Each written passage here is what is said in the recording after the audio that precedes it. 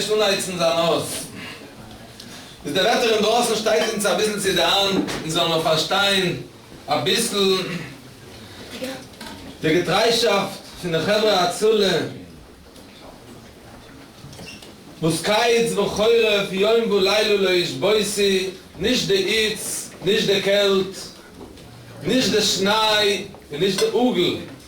Kashim sagt, steigt sie nicht den Weg, in allem sind sie greit, und kommen zu laufen mit ein gewaltiges Rissis, la'atzin nefeshachas mi Yisruel. I have an opportunity to work with Tudi, and Baruch Hashem is able to open his house for Sukkah, and I was all about to the Baruch Hashem that you should be zoiche only to have Sukkah in this house, only to have Chesed in this house, and you should never need to call Hatzolah Paramedic for anything else called Shalei Tuvah. Amen.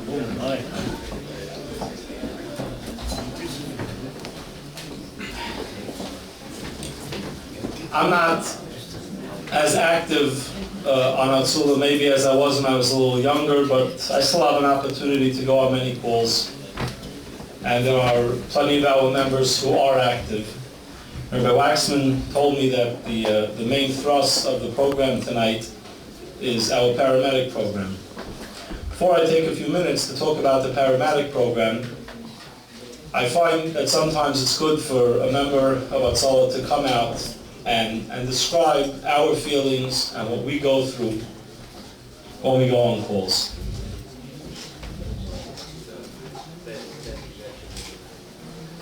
Recently, I unfortunately had the opportunity to menachem somebody, a father, who lost a very young child. We were on that call. The child had no medical history. The child had nothing wrong, young boy, there was nothing wrong with the child. Unfortunately, the Eibishter decreed that that child should not live past the tender young age of 4 or 5 years old. I remember walking into the house, and 1 or 2 other members who went to menachem went into the house then also. And the father, as soon as he saw us, he started crying. And he told us how much hakaras hatayv, I have so much hakaras hatayv for Hatzolah, so much hakaras hatayv for what you did for me.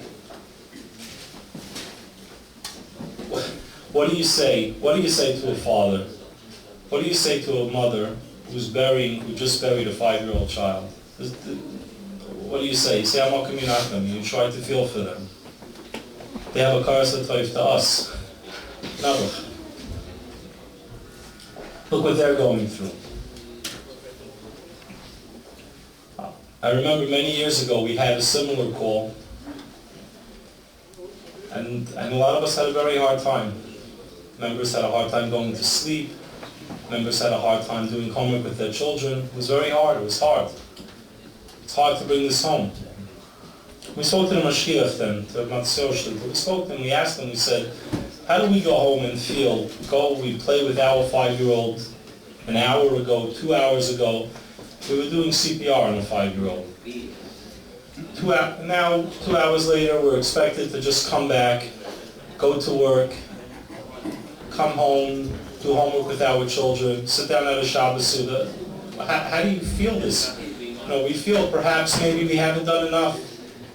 Maybe if I would have driven a little bit faster, maybe if I would have disregarded one more traffic signal, maybe if I would have taken, even though I was in the middle of something important at work, maybe if I would have moved just 10 seconds faster, maybe I would have made a difference in a child's life. The Mashiach Torah sticks with me to this very day and with a lot of our members.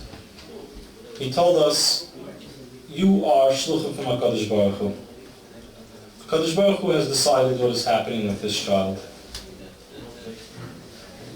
Don't walk around and think when you save a life, when you're at a young person and you're able to save their life, their heart stopped, and you brought them back to life, and now you walk around and you say, this person has 7 children, there's 7 less Yisayimim because of me.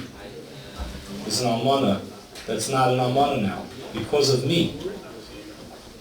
Mashgiach said, don't take credit. You're a shliach from HaKadosh Baruch Hu. HaKadosh Baruch Hu decreed that something should go on in that house that day. And you were a shliach to perform this mitzvah. And then, when things go wrong, you don't have to take the full blame. You're a shliach of HaKadosh Baruch Hu. And that's a mantra that we live by. That's something that we carry with us. That's something that we feel. Just to volunteer. 3 years, they couldn't go to chasanas. 3 years, they couldn't go to bar mitzvahs. 3 years, they couldn't come to parlor meetings. 3 years, they couldn't go away with their family. 3 years. That is how long it takes before you could go on your first paramedic call here in Lakewood.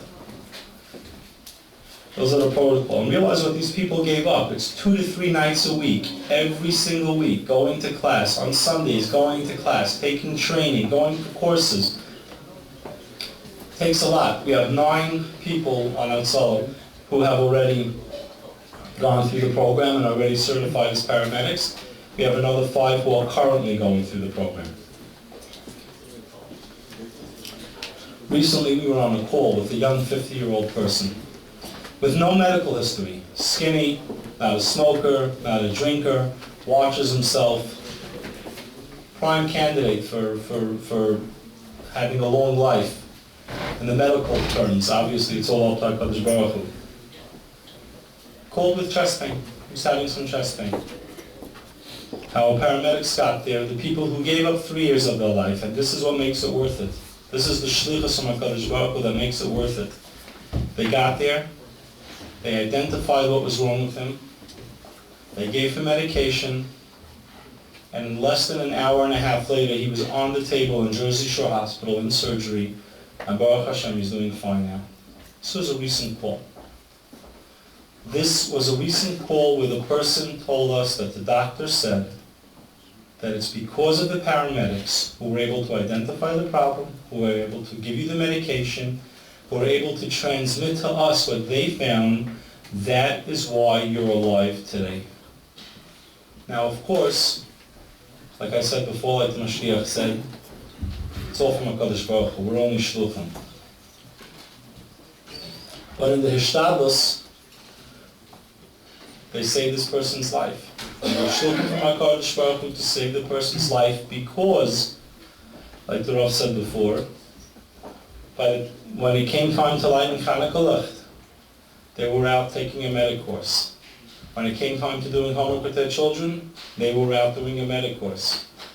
When it came time to go to a first cousin's chasana, they were out taking a medic course. When we all decided that it's a good time to go on vacation, to take 5 days or 6 days and go to Florida or Israel, wherever it may be, they were sitting and taking a medic course. And what are they asking from us, from the community? They're not asking us to give up 3 years. They're asking to help pay for their training. They're asking to help pay for the equipment that we need so that we can continue to provide paramedic services.